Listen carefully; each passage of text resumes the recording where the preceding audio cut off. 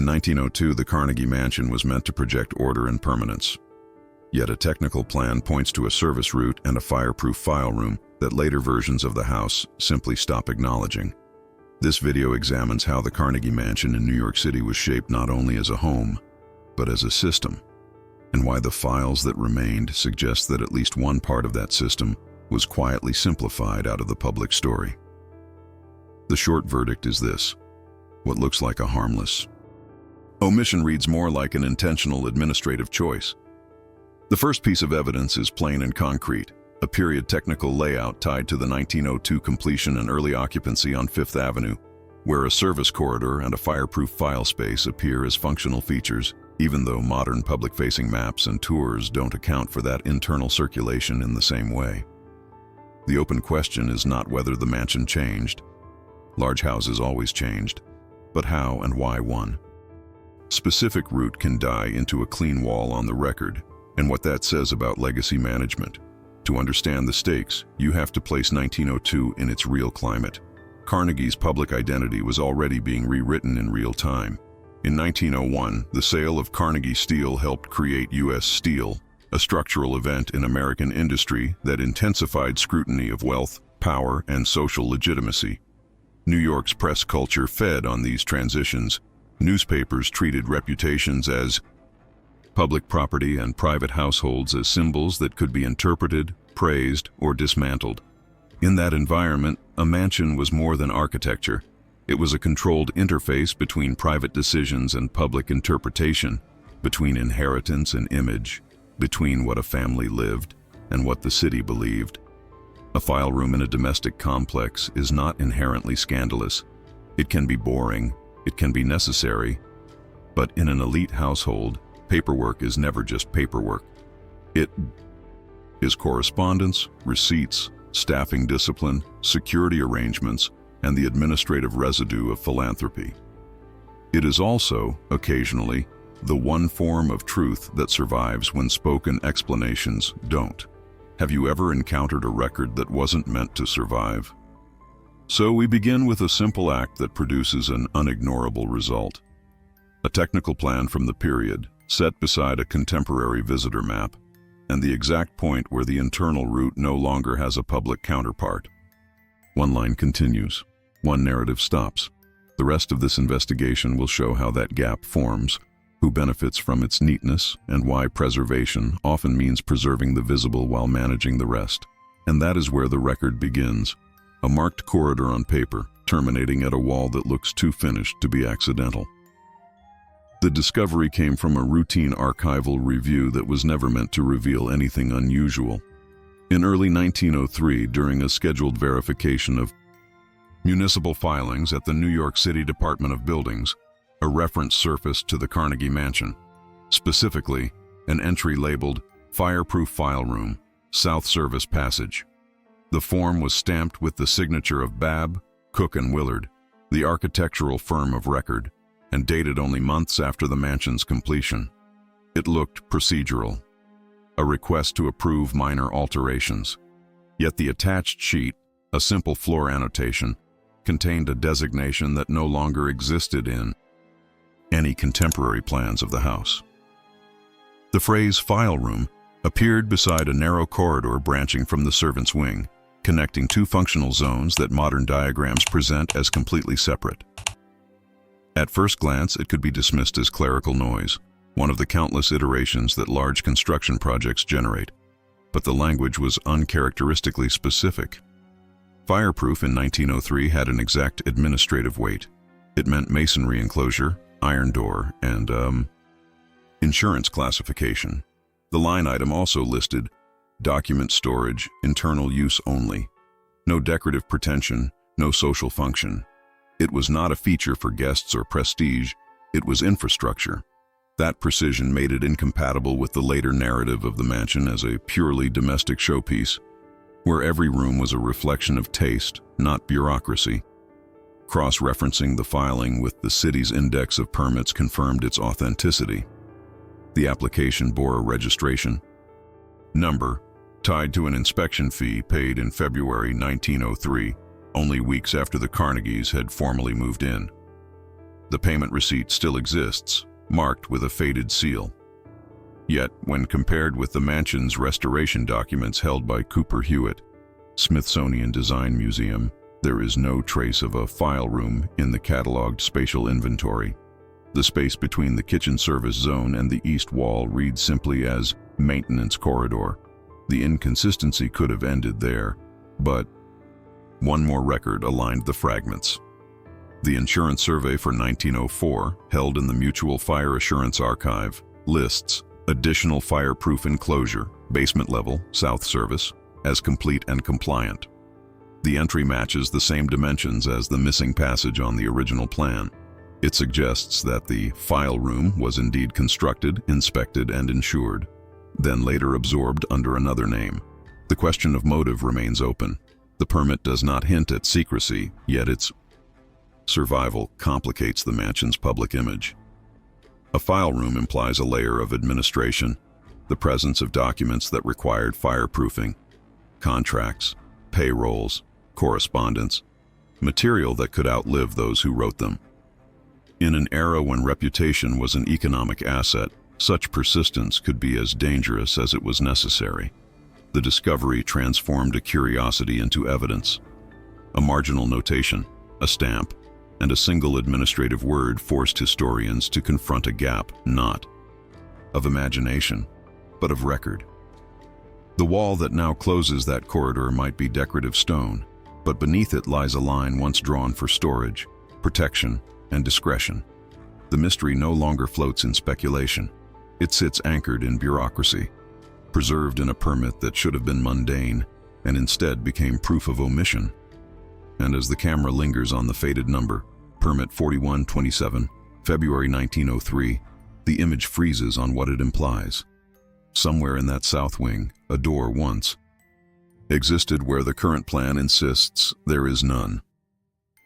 By the time the Carnegie Mansion opened its doors on Fifth Avenue in 1902, Andrew Carnegie was not arriving in New York as a private citizen with a private household.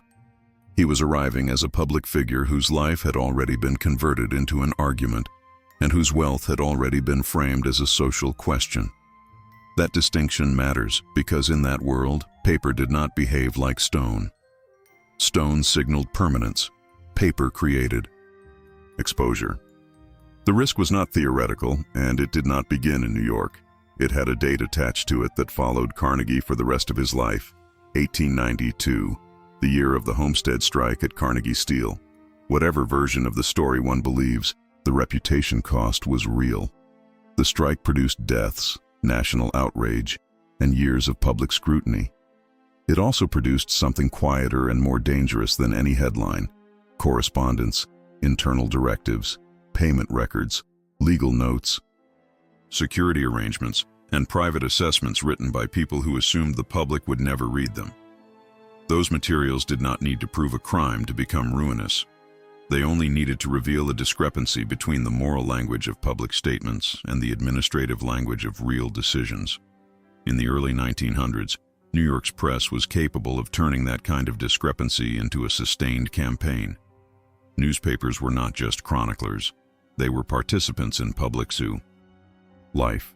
They tracked the movements of prominent families, the architecture of new money, and the rituals of old society. A mansion was a visible claim, and it invited interpretation.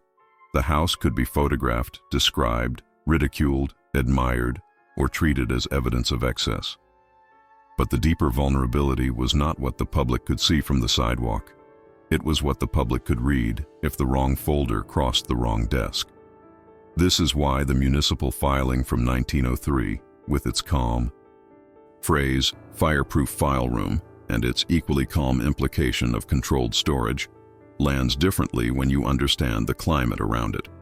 In that period, the most sensitive material in an elite household was often administrative: lists of donors and pledges, notes on political requests, records of household staff and security, instructions about who could be received and who could not, receipts and transfers that revealed priorities. In the case of Carnegie, there was also the broader tension that came with being both an industrial titan and a public moralist. His gospel of wealth language, already in circulation since 1889, carried expectations with it. It did not simply invite admiration. It invited comparison. It invited questions about consistency. The practices of the elite were designed to manage exactly that. Correspondence was filtered through layers. Visitors were screened through intermediaries. Domestic staff were organized not merely for comfort, but for containment. A large house ran on schedules, access permissions, and controlled routes. The goal was not drama. The goal was predictability. And the paper trail was the one part of that system that could outlive everyone who relied on it. A concrete example makes the risk clearer. A ledger entry showing payments to a private security contractor could be read as prudence, or it could be read as fear, depending on who published it and when. A typed instruction to staff about refusing certain visitors could be interpreted as basic household management, or as evidence of arrogance or political influence or panic. A letter acknowledging pressure from a newspaper editor, a labor figure, or a public official did not need to contain scandal to become scandal. It only needed to confirm that the household's image was being engineered. And then there was the financial temperature of the decade. New York in the early 1900s was not stable ground. It was a city of rising scrutiny, rising markets, and rising vulnerability. By 1907, the panic of 1907 would prove how quickly confidence could collapse and how fast reputations could become liabilities. In a financial shock, details that once seemed irrelevant, who was connected to whom, who promised what, who moved money where, could be weaponized. Philanthropy circles, which on the surface looked like civic benevolence, were also networks of influence. They generated correspondence, agreements, and internal evaluations. In the wrong hands, even a routine note could become a narrative. Favoritism, backroom leverage, image management disguised as charity. This is the practical reason a file room and a fireproof vault mattered. Fireproofing was not an aesthetic choice, it was a custody choice. It said in administrative language that certain papers were expected to be worth protecting, not from fire alone, but from loss, from theft, and from uncontrolled circulation. A safe is a physical object, but it represents a policy. What is kept, who can open it, and how long it survives. Within that logic, the service corridor noted in the early records also gains meaning. Service routes in elite houses existed to keep labor invisible, but they also existed to keep movement controlled. A corridor that links work zones and storage zones is not neutral. It creates a path that can be restricted, monitored, and explained away. And if the house later presents itself through simplified public plans, the most vulnerable spaces are often the ones that were never meant to be understood outside the household. The more administrative a room is, the easier it becomes to rename. The more operational a corridor is, the easier it becomes to disappear behind a cleaner story. So the context of risk is not that the Carnegie Mansion hid a sensational secret. The context is that in 1902, 1907, reputations were traded in the same city where fortunes were traded, and paper was the medium that connected both. The house needed to function. The legacy needed to be managed. And the administrative residue of that management, if it survived without control, could create a story no family wanted to inherit. That is why the 1903 filing reads like more than a technical note. It reads like a small, rational adaptation to a known threat, the endurance of records. The social cost of those records was not abstract. It was measurable in public standing, in alliances, in institutional relationships, and in the quiet stability of family, required to keep its public narrative coherent. Under that pressure, it becomes easy to understand why a space dedicated to custody might be treated differently over time, not through dramatic erasure, but through controlled language and controlled access. And the last detail that matters is also the simplest. The surviving permit does not accuse anyone. It does not speculate. It only records that, in February 1903, the mansion's internal system included a fireproof file space linked by a service passage, formal enough to be filed with the city.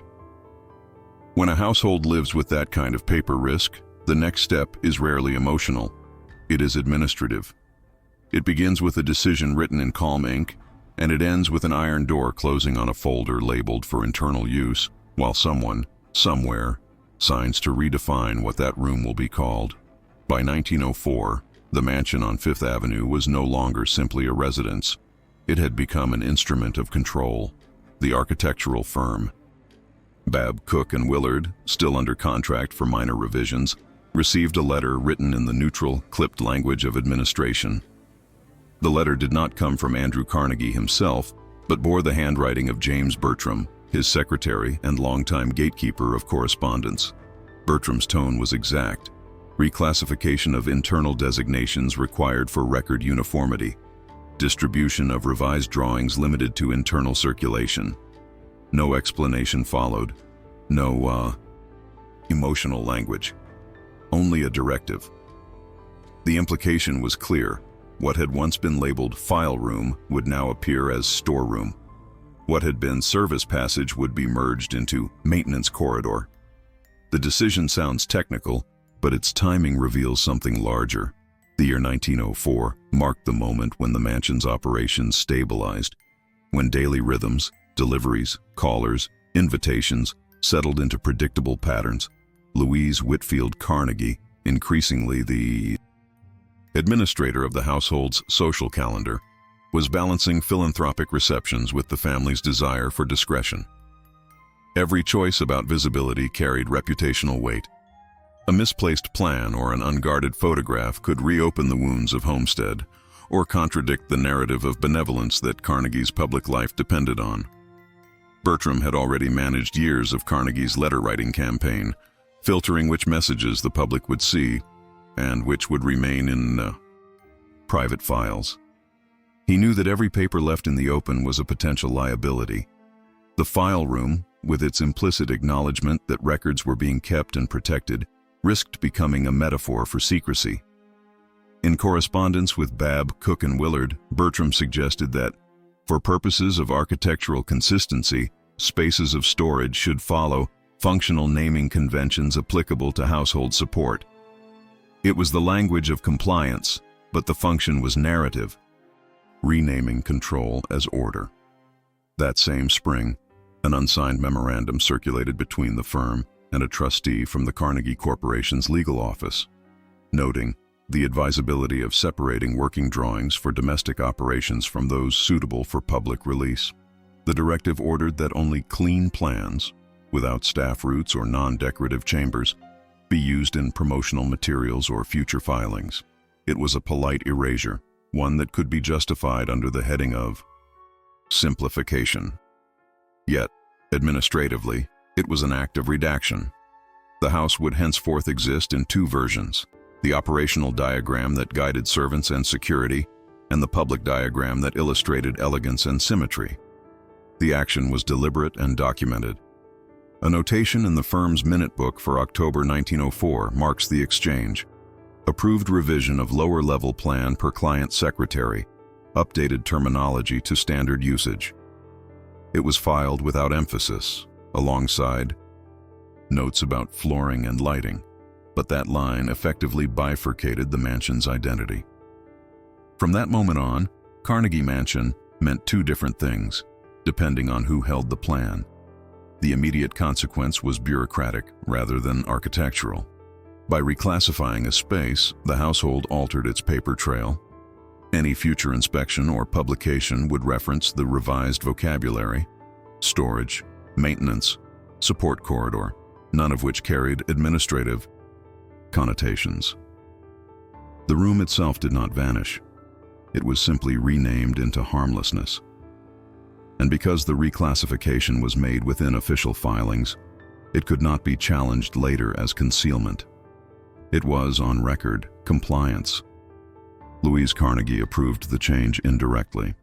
Her own notes from that period, preserved among her estate papers, include a line about adjusting the household maps for domestic clarity.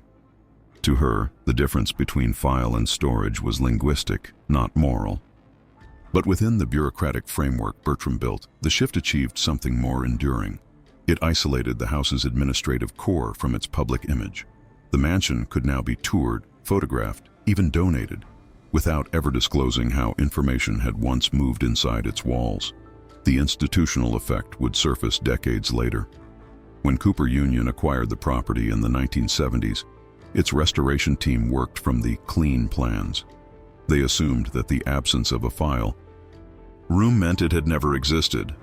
The separation created in 1904 had become invisible law, unchallenged, replicated, and accepted as fact. The meeting that produced the change left no minutes, only the evidence of its outcome: revised blueprints, new labels, and an internal memo restricting distribution. It was not censorship by destruction, it was censorship by terminology. And in a city where power often hides in procedure, a single choice of wording was enough to reshape architectural truth. When archivists later compared the layers of documentation, they noticed faint pencil marks beneath the inked replacements. File room, barely erased under storeroom. The correction seems trivial until one remembers that, in this mansion, every label was policy. The graphite shadow beneath the ink remains, an artifact of the day the house decided what the public would see and what it never would. The decision made on paper in 1904 only mattered if it could survive contact with the building itself. Administrative vocabulary can soften a record, but a mansion still has doors, hinges, thresholds, and roots that either exist or do not. In 1905, a second wave of adjustments appears in the trail, not dramatic enough to announce itself as renovation, but precise enough to read as intent.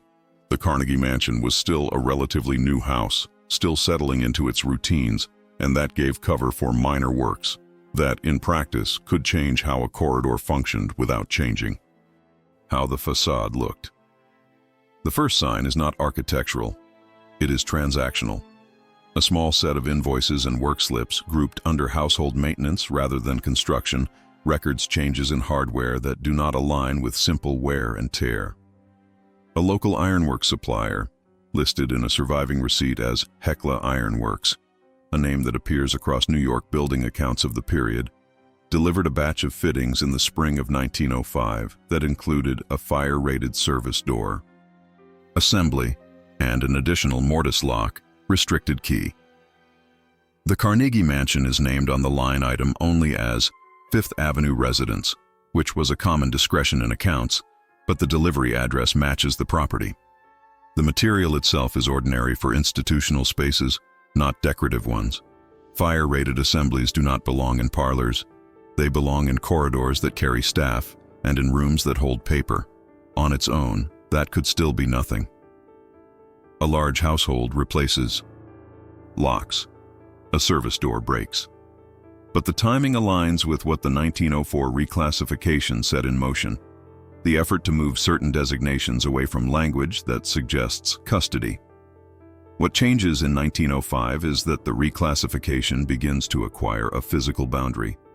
The service passage that once read as a route between working zones becomes a route that can be interrupted at will, controlled by a keyed lock, and described, if asked, as a safety upgrade. The corresponding building side record is subtle but telling. In an as-built revision held among the working drawings, dated November 1905, a narrow opening drawn in earlier plans is replaced by a continuous wall line with a note in the margin. Close opening, revised to match support designation. The handwriting is not theatrical, it is functional. It indicates a small architectural act, closing a threshold. That does not mean the corridor vanished from the building overnight. Closing an opening can mean bricking it in, sheathing it, converting it into a locked service panel, or relocating access a few feet away behind a cleaner junction. The key point is not the method, it is the nature of the move. A passage stops behaving like a passage. Household maintenance records from that year suggest the work was treated as carpentry, not as a structural project. A carpenter's ledger, referenced in one surviving payment entry as a service alterations charge, includes labor hours for framing and plaster patch, lower.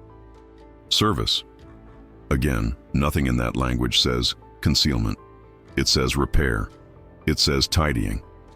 But when tied to the revised wall line, it reads as completion.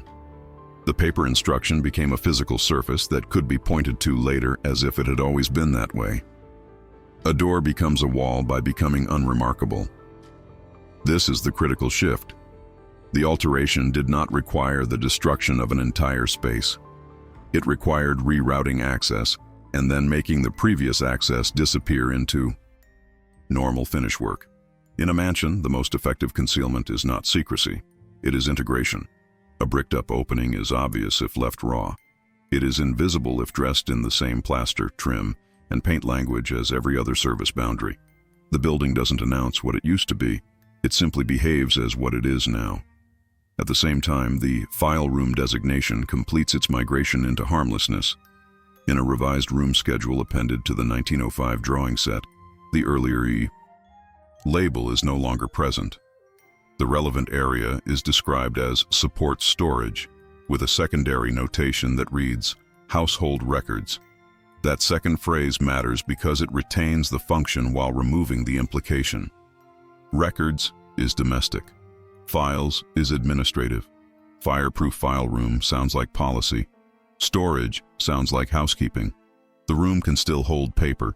The paper can still be locked. But the language now gives the household plausible deniability in any later retelling. It is not a vault. It is a storeroom. The mechanical logic of the alteration is equally plain.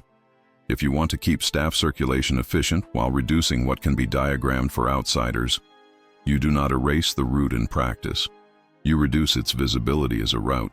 You turn it into something that exists for authorized movement only, and you rename it so that anyone reading a clean plan has no reason to ask what it connects.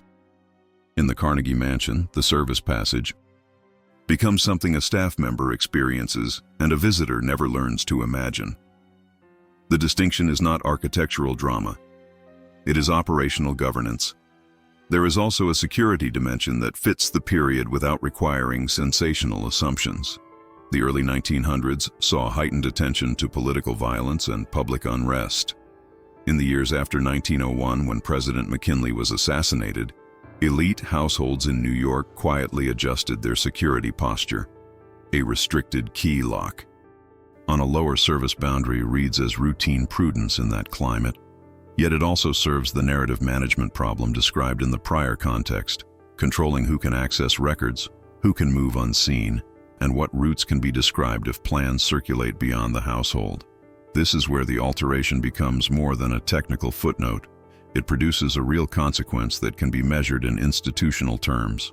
Once an opening is closed and a designation is softened, the documentary trail that survives into future custodianship changes. Any later survey, insurance, appraisal, museum cataloging will be working from a record that already treats the corridor as non-essential. Over time, absence becomes evidence.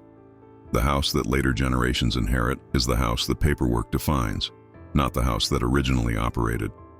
That is how physical alteration and administrative wording merge into a durable outcome. The public story becomes structurally harder to challenge. The most revealing detail is how the alteration is framed in the paperwork.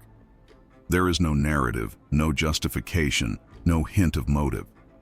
The acts are filed as alignment, aligning drawings to designations, aligning openings to support use, aligning naming conventions to household standards. That is precisely what makes the change effective. If an investigator comes later, there is no single document that declares an intent to hide. There is only a sequence of ordinary approvals that collectively achieve invisibility. And this is the moment where a quiet question becomes unavoidable, because the precision is disproportionate to the apparent triviality. Sealing a single opening, adjusting a single label, changing a lock specification. These are small moves. But small moves do not usually generate multiple points of documentation across different domains: hardware, carpentry labor, as-built revisions, and room schedules. That overlap suggests coordination, not coincidence. It suggests that the households understood the corridor and the record space as something that needed to be stabilized under a new logic. Se a mudança é pequena demais para virar história, por que ela exigiu tanta precisão administrativa? By the end of 1905, the practical result is clear even if the full motive is not. The service circulation still functions because the house cannot run without it. Staff still moves goods, documents, and instructions through areas that guests never see. But the path no longer behaves like a path on paper. It becomes a corridor that exists only in the operational version of the mansion, while the public-facing version now presents a cleaner, safer, less administratively legible layout. The alteration did not erase history. It reorganized what history could easily prove.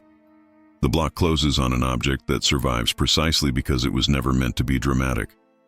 A working drawing with a thin red line drawn through a doorway that used to connect the service passage to the labeled file space.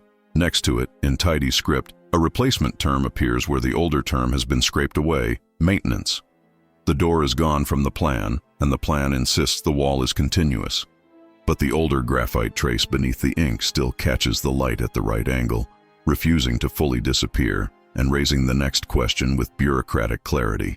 If the house invested this much effort to make the corridor less legible, who, exactly, benefited from the silence that followed? Once the corridor was reduced to an internal reality and the file space was renamed into harmlessness, the question stopped being architectural. It became custodial. A hidden passage is interesting, but it is not power by itself. Power is what happens to the documents that move through that passage, and who is allowed to decide what survives, what is summarized, and what is never reintroduced into the public story. The beneficiary, in this case, is not a single person. It is a structure that emerges slowly and then hardens, and the structure has a date: 1911. In 1911, the creation of the Carnegie Corporation of New York formalized something that had already been happening informally for years. Carnegie's public legacy was no longer a personal project. It was an institution with governance, continuity, and legal insulation. That change sounds charitable on paper, but it also had a practical administrative consequence. The locus of authority shifted away from the household and toward trustees, officers, and counsel whose job was to preserve a mission without inheriting unnecessary vulnerability. In that environment, files are never neutral. They are assets, liabilities, and narrative material, depending on who holds them. The house at Fifth Avenue had already learned to separate its operational reality from its public-facing diagram. The institution learned to do the same with information. The shift becomes visible when you track how custody moves. A household file room, even if fireproof, is still intimate. It belongs to a specific geography. It can be entered by staff. It can be described by someone who walked past it. But by the early 1910s, a portion of Carnegie's papers begins to migrate into custodial systems designed to be less personal and more controlled. Consolidated inventories, trustee-held repositories, council-managed correspondence files, and classification practices that do not need to announce themselves to function. The concrete action is quiet and administrative: consolidation. In the years following 1911, sets of records that once lived as household documentation, pledges, receipts, drafts of letters, meeting notes, lists of visitors, internal directives, are gathered, sorted, and refiled under institutional headings. Not because a dramatic secret must be hidden, but because a long-term legacy cannot afford uncontrolled context. An institution survives by making itself readable to the public in the way it chooses to be read. That requires curating not only what is displayed, but what is kept in forms that are hard to misinterpret.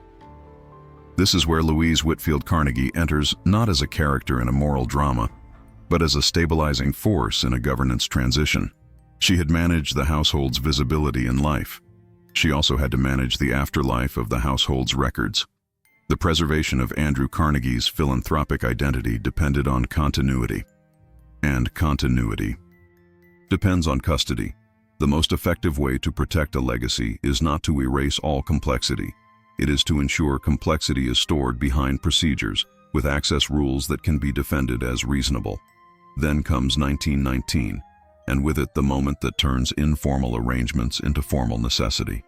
Andrew Carnegie's death triggers an inevitable sequence. Executors act, trustees receive authority, inventories are reconciled, and the question of what belongs where becomes a legal and administrative obligation. This is not speculation. It is how estates are stabilized at that scale. The act of inventory is the act of redefining reality for the next phase. Items are categorized. Documents are separated by function. Some are retained for legal prudence. Some are preserved for institutional memory. Some are redundant. Some are sensitive, not because they prove wrongdoing, but because they create interpretive risk when detached from context. A file room inside a mansion cannot enforce a regime of access across decades. Trustees can, council can, institutional policy can. That is the difference between a room and a system. A room can be found, a system can be defended. If the operational corridor in the Carnegie Mansion was a method of controlling movement, the post-1911 custodial shift was a method of controlling meaning. The beneficiary is the continuity of the philanthropic narrative, an arrangement that allows the public story to remain expansive, coherent, and morally legible, while the administrative residue is placed behind classifications that appear neutral.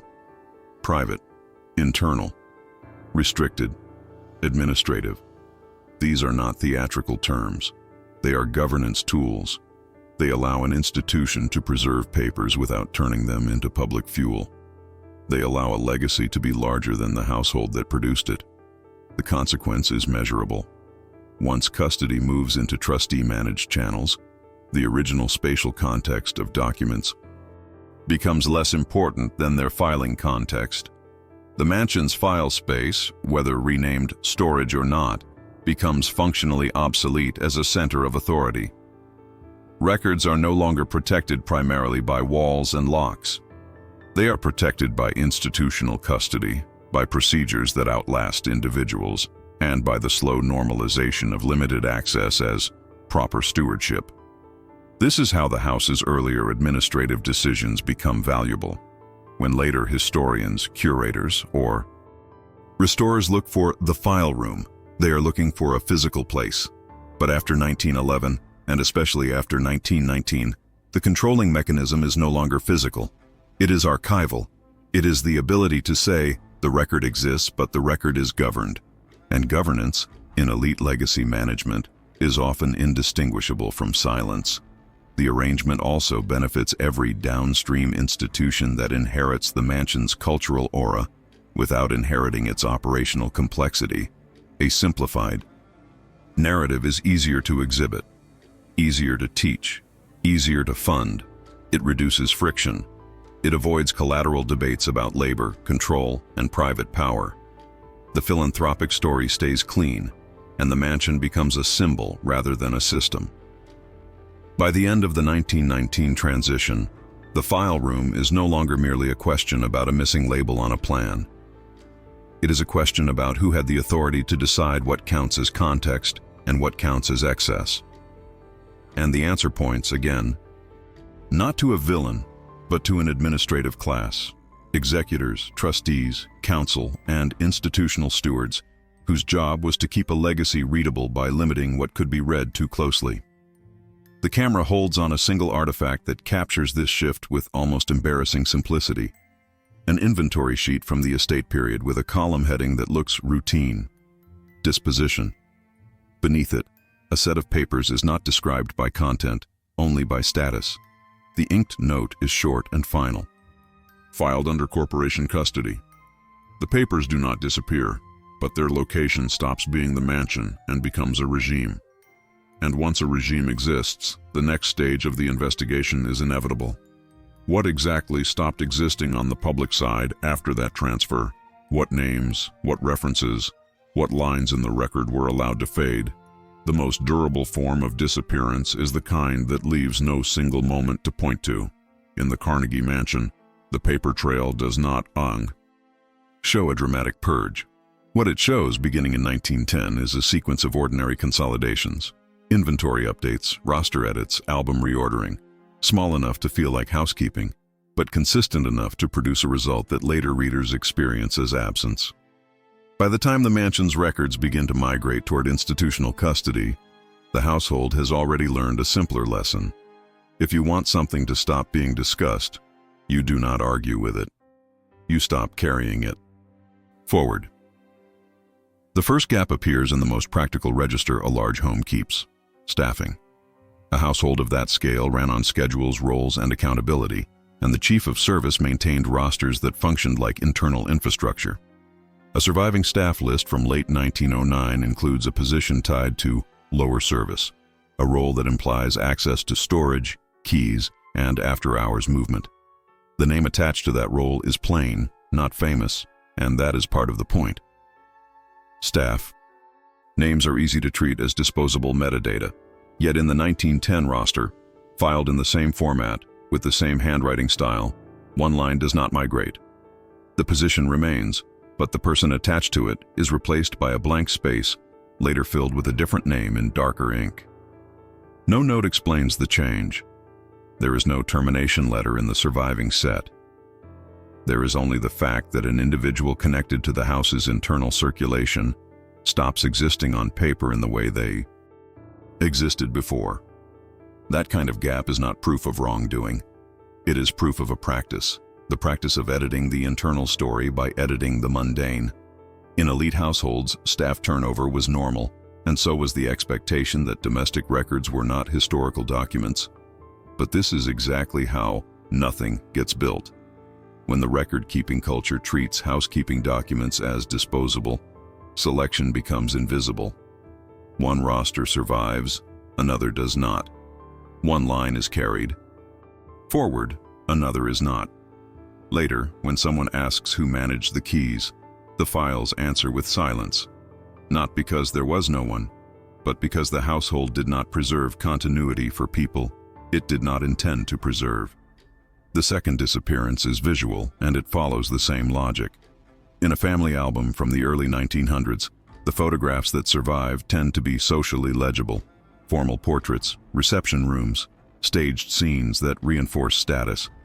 But one partial set, attached by corner mounts rather than printed captions, shows what the mansion normally hid: service areas, staff in work clothes, and a doorway at the edge of the frame that aligns with the corridor described in the early technical filing. The image is not dramatic. It is almost accidental. That is why it matters. In a later compilation, believed to have been rearranged around 1910, the same page layout remains, but the slot where that photograph would sit is empty, its corner mounts cut or replaced. There is no tier that suggests damage. There is just an absence shaped like a choice.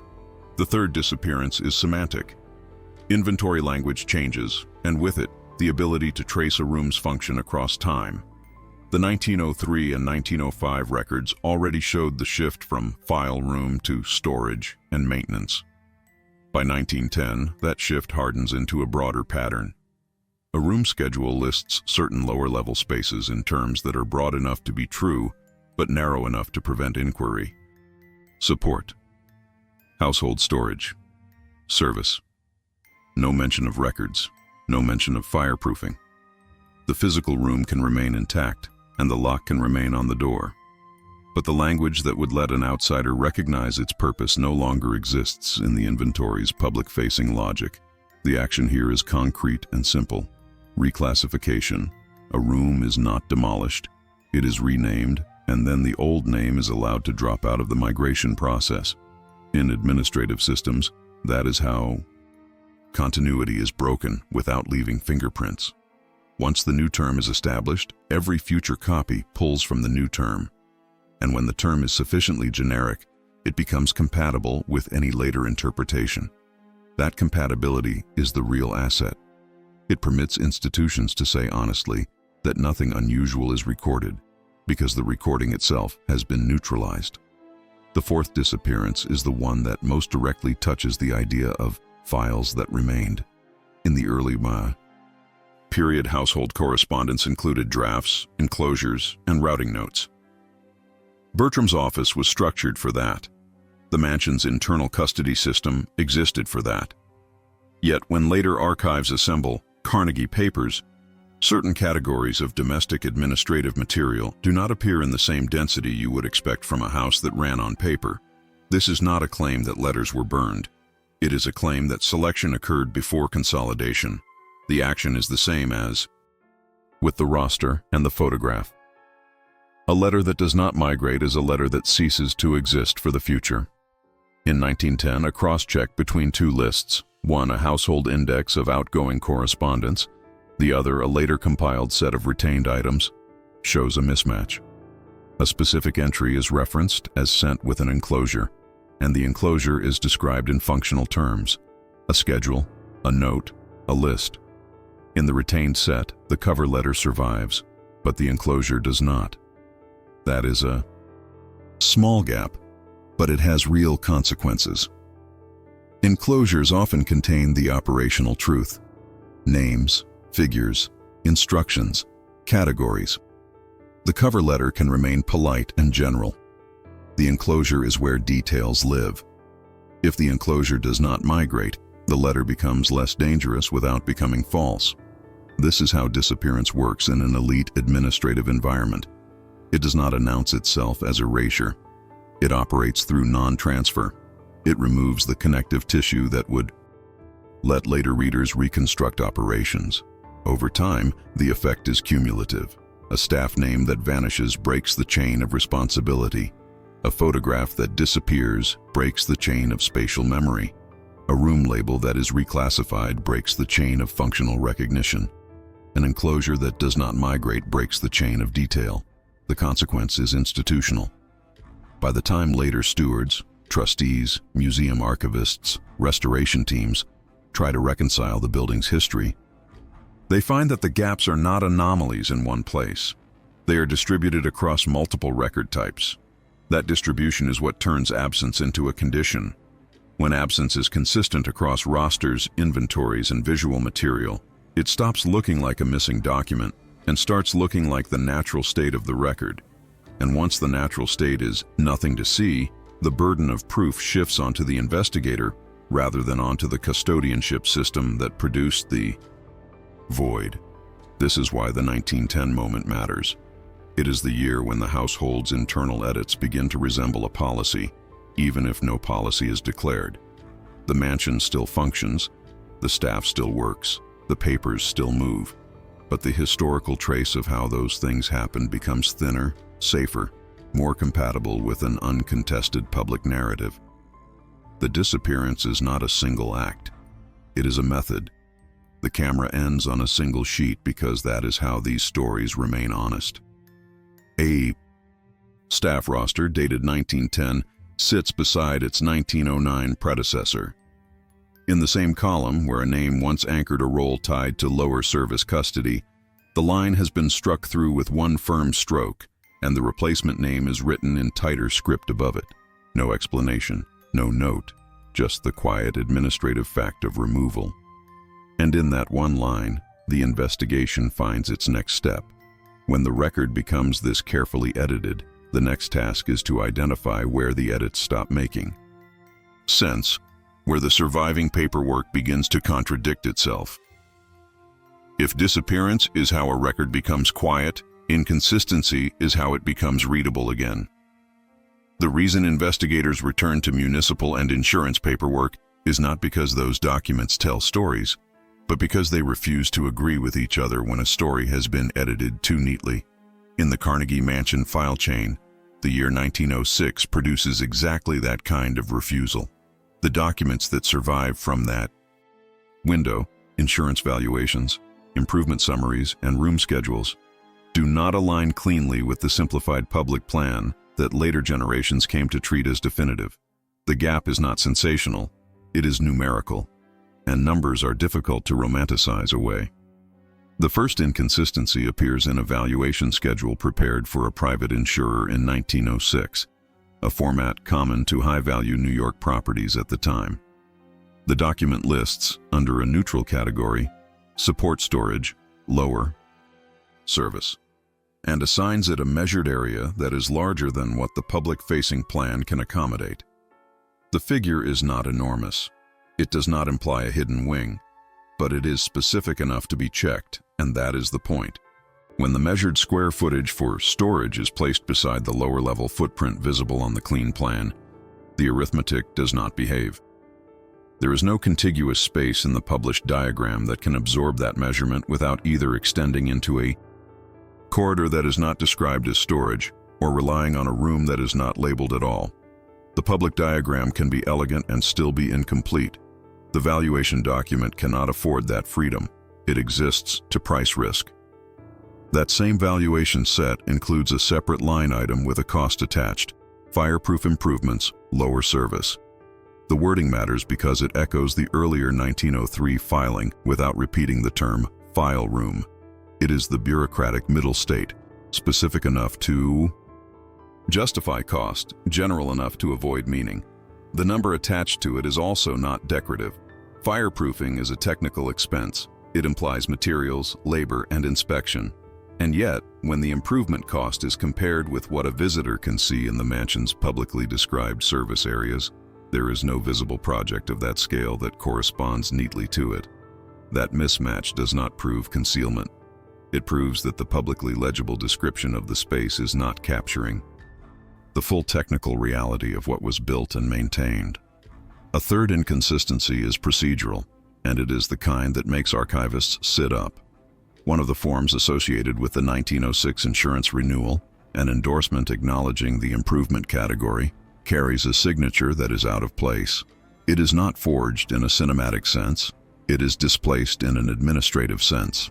The endorsement is signed not by the technical representative or the property manager typically responsible for property condition statements, but by a name that appears elsewhere in the Carnegie administrative orbit as correspondence control rather than facilities oversight: James Bertram.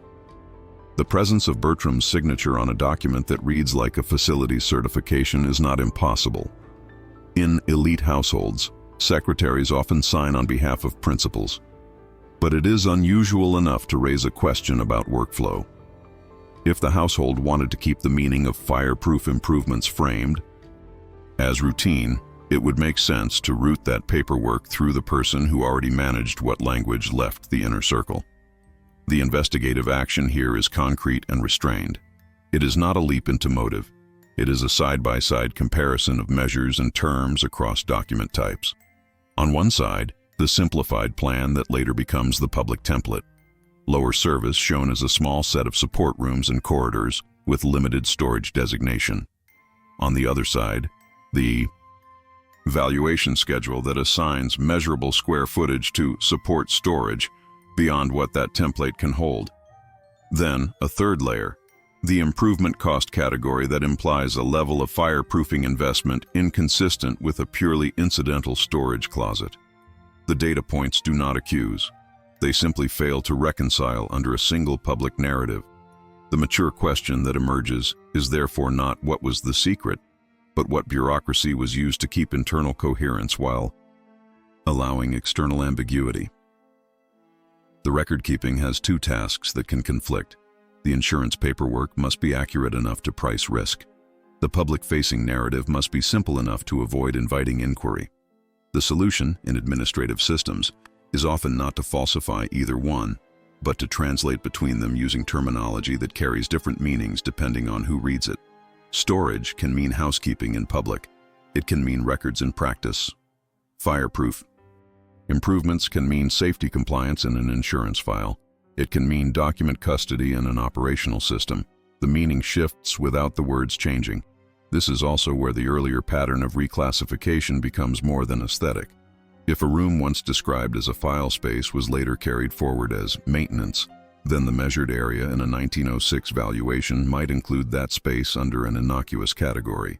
If a corridor was physically modified in 1905 to reduce its legibility as a route, the footprint might still be included in insurance calculations because insurers care about enclosed volume, materials, and egress. Public diagrams, by contrast, can omit a corridor's full logic because they are not pricing fire risk. They are telling a story of elegance. The consequence is real and institutional. Once these inconsistencies exist, they shape what later custodians can claim with confidence. A museum catalog that relies on clean plans inherits an incomplete geometry. An insurance file inherits a more complete one. When the two disagree, the institution faced with public questions has an incentive to default to the cleaner narrative because it is easier to explain.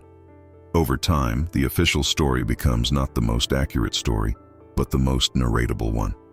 And that process does not require a conspiracy.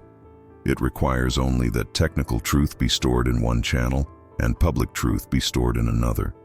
The most controlled part of this inconsistency is that it never appears as an explicit contradiction.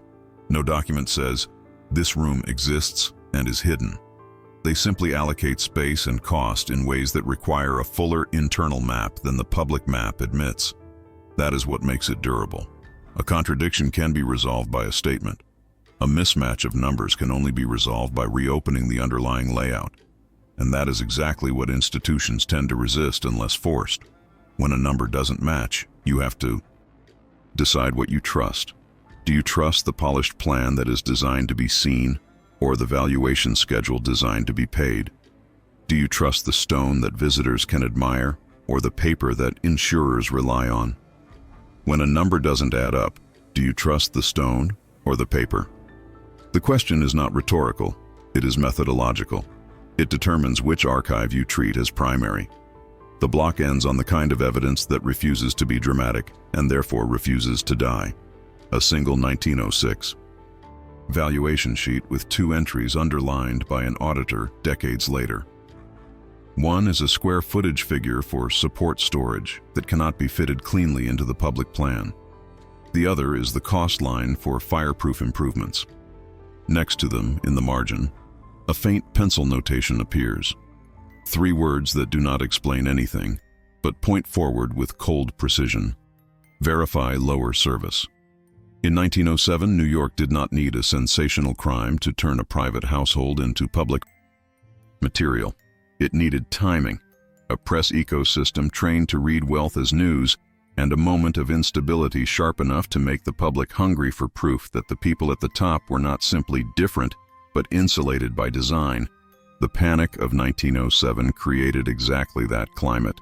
Markets tightened, banks trembled, confidence became fragile, and the city's conversations about money shifted from admiration to suspicion almost overnight. In that atmosphere, the Carnegie Mansion was not merely a Fifth Avenue address. It was a symbol attached to a name that carried both industrial power and a carefully cultivated philanthropic language. If a file room and a restricted service passage had become public knowledge in that year, framed not as household logistics, but as the architecture of custody, the damage would not have required any shocking content inside the files. The scandal would have been the existence of a system designed to outlast scrutiny. The reputational risk is easier to understand if you imagine how a story like this would have been packaged between 1908 and 1909, when progressive-era pressure for transparency intensified, and the press had learned to treat private governance as a public question. A reporter does not need to claim illegality. The framing can be entirely lawful and still corrosive. A plausible headline would have sounded restrained and therefore credible. Carnegie Home kept private file vault. Plans show restricted passage. Another version, aimed at social readers rather than financial ones, could have turned the same facts into a morality play. The philanthropist's house of records, what is kept from view. The point of such language is not to prove anything. It is to invite interpretation. Once interpretation begins, a household loses control. The consequence would have rippled through 3 connected networks at once: the press, the philanthropic circles that depended on trust, and the Fifth Avenue social ecosystem that depended on discretion. In the press, the story would have offered a clean narrative structure: public benevolence on one side, private control mechanisms on the other. In philanthropic circles, donors and partners would have faced a quiet but practical question. If the household maintained a formal custody space for records, who controlled access to those records and how were decisions documented? That question matters because reputations in that world were not abstract. They were convertible into institutional relationships, invitations, and the ability to lead civic projects without opposition. Among elite networks, it would have produced a subtler form of pressure, whispers that the household was managed, not merely lived in, that legacy was being engineered, that even the architecture carried a policy. None of these pressures requires a single scandalous letter. The policy itself becomes the scandal.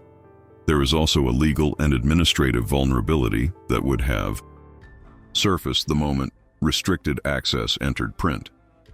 In 1907-1909, critics of private power did not need to allege wrongdoing to demand oversight. They could argue that secrecy is incompatible with moral authority. A household that presented itself as a model of civic virtue could be forced into defensive explanations about why it needed a fireproof custody space and why its internal circulation routes did not appear in public-facing documentation. Defensive explanations are where reputations bleed. Once you explain, you concede the premise that there is something to explain. And once the premise is conceded, the public begins to ask for details. Who had the keys? Who maintained the room? What categories of records were stored? Whether those records concerned labor disputes, financial arrangements, social influence, or internal directives. Even if none of those categories contained a smoking gun, the act of being questioned would have changed the household's position in the city. This is where the earlier administrative pattern, renaming file into storage, translating passage into maintenance, routing paperwork through gatekeepers, reveals its true function. The safest response to a reputational challenge is not confrontation. It is reducing what can be framed. If a journalist obtains a technical reference to a fireproof file room, the household can respond by insisting it is ordinary storage. If a corridor is described as a service passage, the household can call it maintenance access. These are not lies. They are translations. And translation is the most effective defense in a world where the press thrives on interpretation. The action a household takes under this risk is not dramatic. It is procedural. In the Carnegie orbit, where correspondence was already filtered through James Bertram, the likely response pattern would have been clean and consistent. Instruct staff not to discuss internal layouts. Restrict the circulation of working drawings. Route all inquiries through a single administrative channel. And issue a statement that is technically accurate and therefore difficult to attack. The residence contains standard household support areas and fire safety improvements consistent with New York building requirements. That sentence would have done what elite governance always tries to do: convert a specific fact into a generic category. The immediate consequence is that the press loses a clear target. But the longer consequence is more important. The household becomes trained to treat silence not as avoidance, but as policy. Silence becomes repeatable. In 1907, repeatability mattered because instability makes institutions sensitive. When markets are volatile, philanthropic projects become more fragile, alliances become more transactional, and the cost of controversy rises. A donor does not want to be associated with a public dispute about private governance. A patron does not want to explain why they stand beside a figure. Accused, fairly or not, of managing narratives behind locked doors. Even among social elites, controversy has a price. Invitations change, support thins, and what was once admired becomes complicated. In that environment, the rational move is not to destroy records because destruction creates its own risk. The rational move is to normalize limited access so completely that the existence of restrictions no longer reads as suspicious. That is why, in this scenario, the preferred solution would never have been a purge.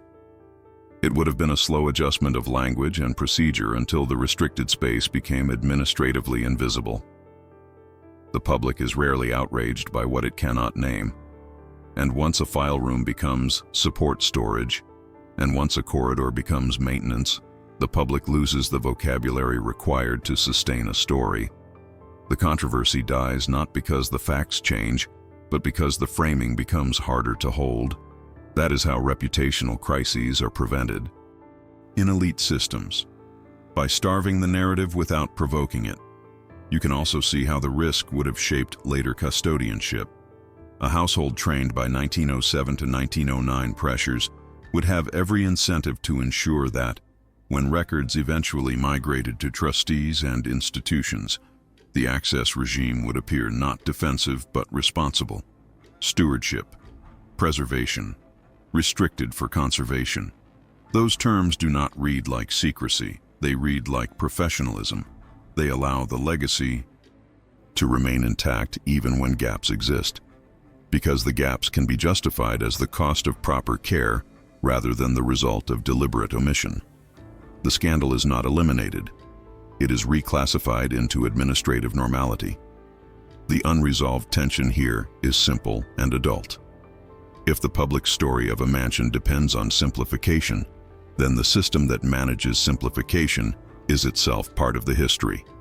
And if, in 1907, the possibility of press attention and progressive scrutiny could have damaged a philanthropic legacy without any incriminating content at all, then the strongest incentive was never to hide a secret. It was to make the existence of custody feel ordinary. The camera ends on a concrete object because that is where reputations actually turn. A folded mock-up of a 1908 newspaper sits on a desk, headline drafted in block letters about private files and a sealed service passage, and beside it, a short typed instruction on plain paper, routed through Bertram's office. No discussion of internal plans. Refer inquiries to administration. The ink is calm. The danger is not resolved. It has simply been converted into procedure, an early blueprint for the next phase, where silence stops being reactive and becomes routine, stamped into the record as something that looks like policy rather than fear. By the time the Carnegie Mansion entered its museum era, the most effective feature of the earlier edits was that they no longer looked like edits. They looked like common sense.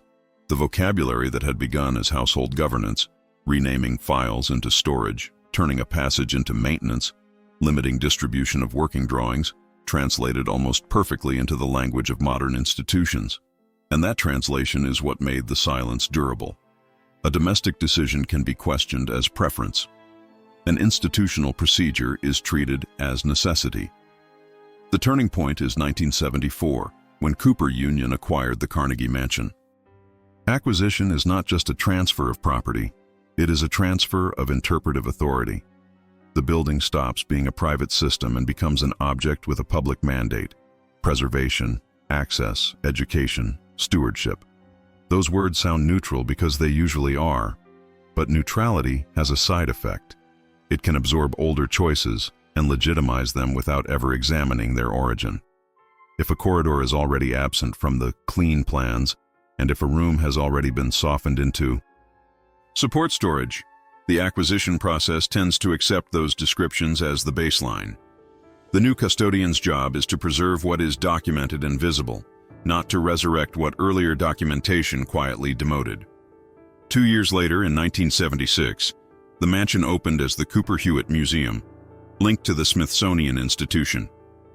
That shift matters because a Smithsonian-linked museum inherits an institutional grammar that is designed to manage public access at scale. Museums have legitimate reasons to restrict areas: safety, conservation, staff operations, mechanical systems, collections, security. They also have legitimate reasons to restrict documents: privacy, donor agreements, fragile material, incomplete provenance, legal limitations. The result is not secrecy in the cinematic sense. It is a professional ecosystem in which restricted does not sound like concealment. It sounds like stewardship. This is how silence becomes routine. It acquires a vocabulary that does not need to lie.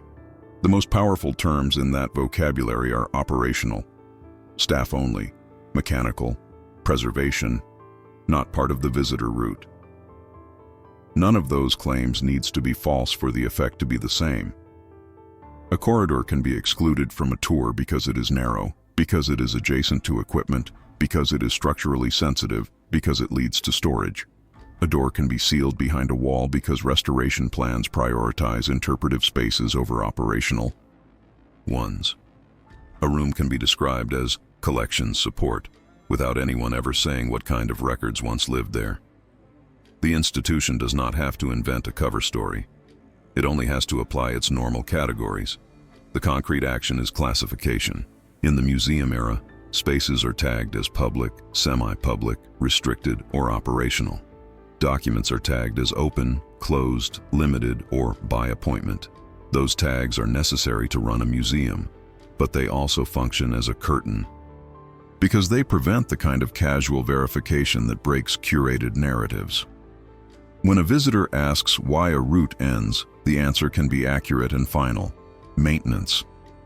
When a researcher asks about a specific file space, the response can be equally accurate and equally final: restricted access. The investigation does not stop because someone refuses. It stops because the institution offers a category instead of a story. That is the subtle continuity between the mansion's earlier administrative instincts and the museum's later operational reality. In the household era, the goal was to keep administrative infrastructure from becoming publicly legible.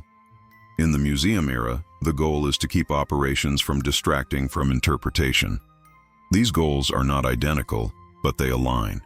And when goals align, earlier omissions become easier to maintain without anyone consciously maintaining them. The silence no longer needs a guardian. It has a workflow. Curatorial selection reinforces this. A museum does not show everything. It cannot. It builds a path, a sequence, a narrative of the object. In that process, the official mansion becomes the mansion that is displayed. Rooms and routes that do not serve the interpretive narrative become background.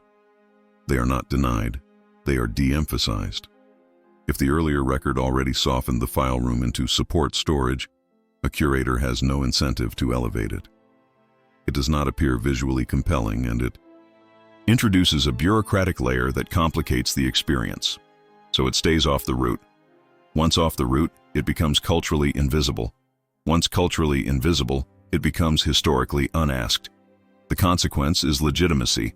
What began as a domestic strategy becomes an institutional baseline. The public does not perceive the gap as a gap, because museums are expected to have boundaries.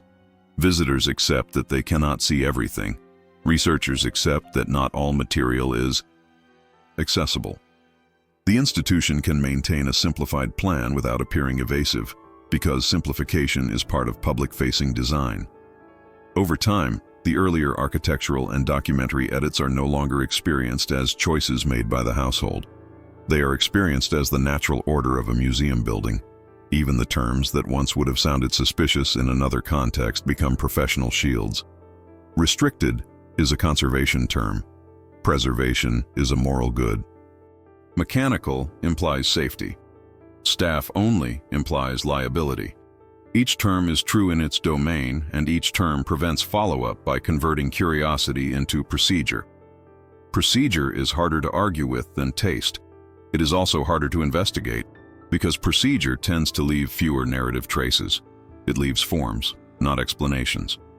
What makes this normalization so effective is that it does not require continued intent to conceal. It requires only institutional inertia. A restoration team in E.T. the 1970s works from the drawings available. A museum operations team labels doors according to modern needs.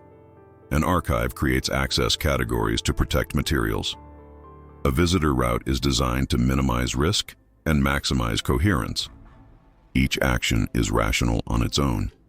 Together, they produce the same outcome the household sought decades earlier: an operational mansion and a narrative mansion, now separated not by family choice but by institutional routine. The late-stage irony is that the Yahtzee's museum's legitimacy strengthens the earlier silence rather than weakening it. If the public trusts the institution, it is less likely to suspect that something was managed long before the institution arrived. And if the institution inherits a clean plan, it becomes the authoritative plan simply by being used, reprinted, and taught. The block ends on a detail that looks harmless until you understand how systems talk. In a 1976 internal facilities binder, a floor plan is stamped for staff. Circulation. Near the lower service area, a small doorway is marked with a simple label in block letters, "Staff Only." Beside it, in a different hand, a maintenance note reads, "Restricted access, preservation." Nothing in that language is false, but the words do what they have always done at the Carnegie Mansion. They turn a specific place into a category, and a category into silence, leaving the next, unavoidable question for the investigation's final phase. If the institution normalized the boundary, what, exactly, remains unexplained today, despite all the preservation. In 2024 and 2025, the Carnegie Mansion exists in public as something complete. The official experience is coherent, an Upper East Side landmark, a museum environment, a story told through design objects and curated rooms. The building reads as preserved, not merely standing, but interpreted. And that is precisely what makes the remaining question so clean. When a place is presented as preserved, the public assumes its records are also preserved in a way that allows verification.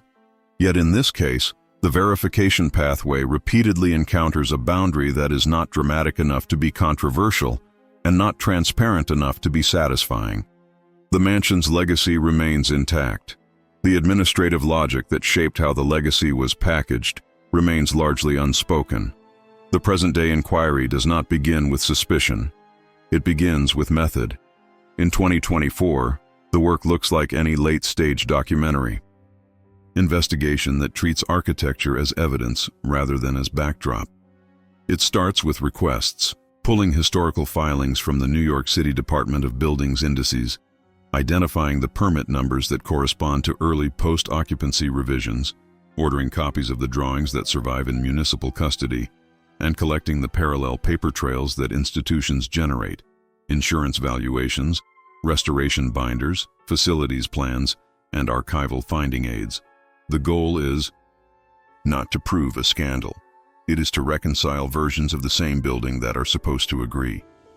The process is iterative and specific. A 1903 filing reference that uses the phrase fireproof file room is placed beside a 1905 as-built revision where an opening becomes a continuous wall line. A 1906 valuation schedule assigning measurable space to support storage is placed beside a later public plan where that space cannot be located without stretching definitions. The 1904 reclassification memo, routed through James Bertram, is placed beside the museum-era vocabulary that later appears in facilities documentation. Staff only, maintenance, preservation, restricted. Each pairing is a controlled comparison between an operational document and a narrative document, between what a system needs to run and what a system chooses to show. In the present, the key action is cross-mapping. Investigators take the most conservative public plan available, what visitors see, what brochures print, what simplified diagrams imply, and overlay it with technical fragments that were never designed for the public. Working drawings, permit annotations, insurance measurements, restoration marks, internal access labels. The overlay does not create a new story. It tests whether the old story is structurally complete. Where the lines converge, the official narrative holds. Where the lines diverge, the divergence becomes an object in its own right, something that can be measured, dated, and traced through custody.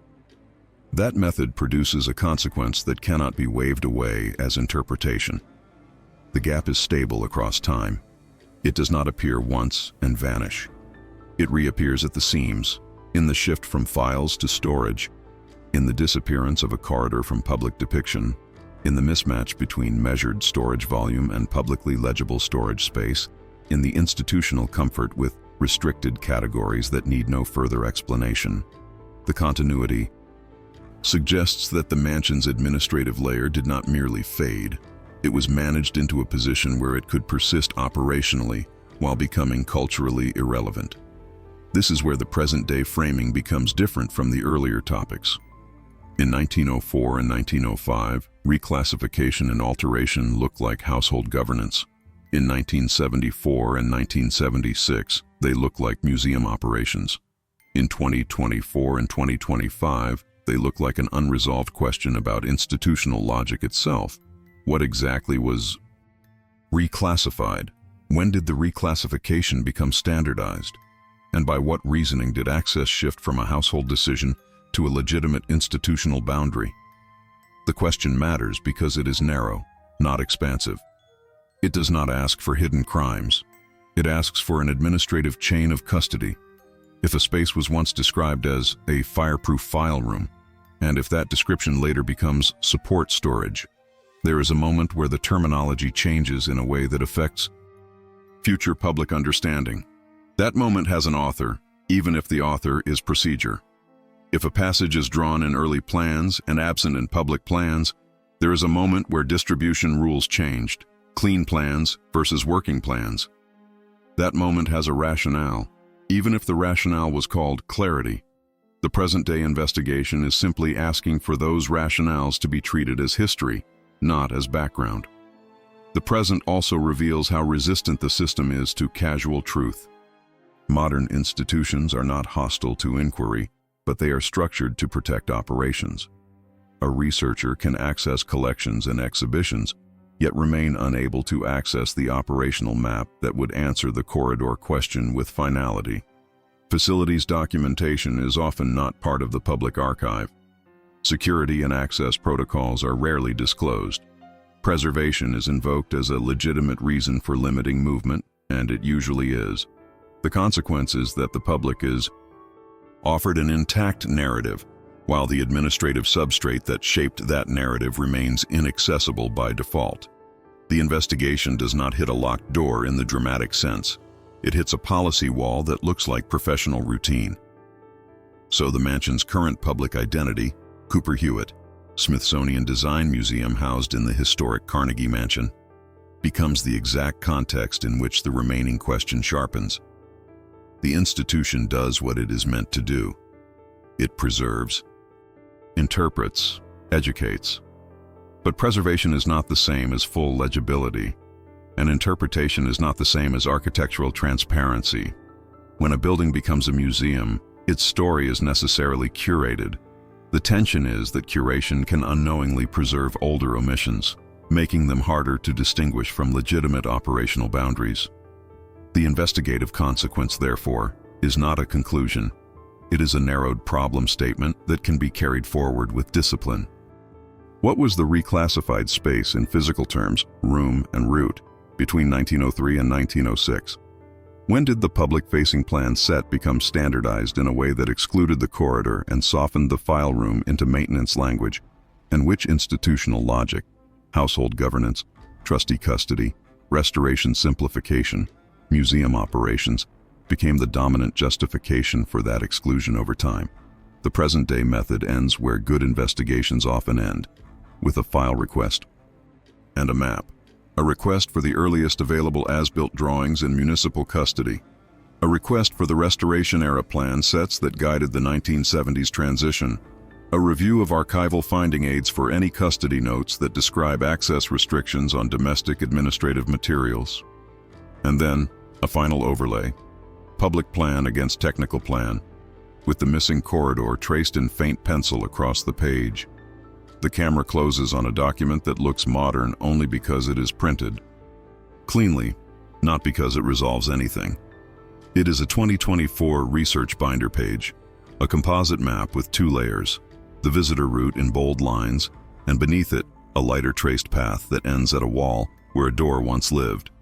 In the margin, the investigator's note is restrained, almost impersonal. Just a question written like a checklist item. Reclassified. When, by whom, under what access logic? The mansion remains intact. The legacy remains celebrated. But that question, in 2025, still sits on the paper without an official answer, waiting for the final synthesis that will decide what this silence really represents. Not scandal, but governance. In 1902, the Carnegie Mansion rose on Fifth Avenue as a statement that could be read from the street. Limestone, symmetry, restraint, an architecture designed to look inevitable. Yet what endures in a house like this is never only what the public is invited to admire. It is what the house learns to govern. We began with a simple discrepancy that should not have existed. A circulation route and a custody space described in early technical language, an internal passage tied to a fireproof file room that does not survive in the simplified diagrams later offered as the mansion's public truth. That single fracture forced the investigation to move the way history often must, not by chasing rumor, but by following procedure. The trail did not lead to melodrama. It led to documents that behave like instruments. A 1903 filing that used administrative terminology too explicit to be decorative. A 1905 adjustment that turned a door into a wall and a route into an operational privilege rather than a visible line. A 1906 valuation whose measurements and fireproof improvements refused to fit inside the clean plan's geometry, reminding us that insurers price reality, not narrative. A vocabulary that hardened over time. Storage, maintenance, support. Words that can be true and still conceal function. And finally, a later, institutional grammar that made the boundary feel natural, restricted, staff only, preservation. The mansion did not merely keep papers, it learned how to make custody disappear into legitimacy. Between 1902 and 1911, as Andrew Carnegie's private life became inseparable from the machinery of public benefaction, the house shifted from residence to apparatus. When the Carnegie Corporation formalized governance in 1911, custody ceased to be a room and became a regime, access shaped by trustees, counsel, and classifications that could preserve material while dissolving its visibility. By the time the mansion's cultural afterlife was institutionalized in 1974 and 1976, under Cooper Union and then the Smithsonian-linked Cooper Hewitt, the earlier domestic choices no longer looked like choices at all. They looked like standards, they looked like safety, they looked like stewardship. A sealed passage becomes mechanical. A withheld plan becomes operational documentation. A file. Room becomes collection support. The result is not a single missing object, but a durable condition. A public mansion that reads complete, and an operational mansion that remains by design, less narratable. This is the mature anatomy of power in the Gilded Age. Not an explosive secret waiting to detonate, but the slow refinement of what can be shown without explanation. In that anatomy, truth is not suppressed by a lack of proof. It is suppressed by the management of the provable. History becomes what survives in the channels that are allowed to speak. Everything else is reclassified into quiet categories, kept intact, yet functionally absent. And that is why the final question remains precise. Not what scandal was hidden, but what logic governed the transition from explicit custody to neutral terminology, who authorized it, when it stabilized, and which institution inherited the right to keep it ordinary. When the corridor vanishes from the public plan, when the numbers refuse to match, when restricted becomes a self-sufficient explanation, the building stops being merely a mansion. It becomes a lesson in how legacy is engineered, not by burning evidence, but by deciding which evidence can live without a story attached. If you have followed this investigation through its filings and revisions, then you understand the unsettling elegance of it. A door can be bricked without drama. A room can be renamed without falsehood. An archive can remain preserved, while becoming less searchable in practice. And in the soft light of a museum corridor, where the visitor route ends cleanly and the staff-only door begins, history reveals what it has always been in these halls. A curated boundary between what is admired and what is administered. If this story resonated with you, let us know. It tells the algorithm these forgotten halls are worth exploring again. And leave your thoughts below. What weighs more to you? The 1903 filing, the 1905 alteration, or the post-1976 institutional normalization of restriction? Every perspective helps illuminate what history tried to bury. Join us, so that you're here when the next sealed door finally opens. Because beyond these polished rooms, there are other mansions, other ledgers, other corridors that end too neatly at a wall. And if you're willing to step deeper into the shadows, the next chamber awaits. Some secrets survive only because those who feared them left no one to tell the truth.